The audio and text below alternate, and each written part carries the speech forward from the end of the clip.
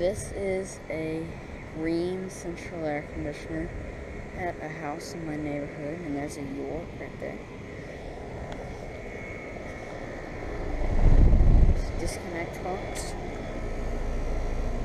It is from 2010, and it's a 4-ton. It's the house just like mine. It's got GE from. It's the house just like mine, and so yeah, it has a 2.5-ton for upstairs and a 4-ton for downstairs. Anyways.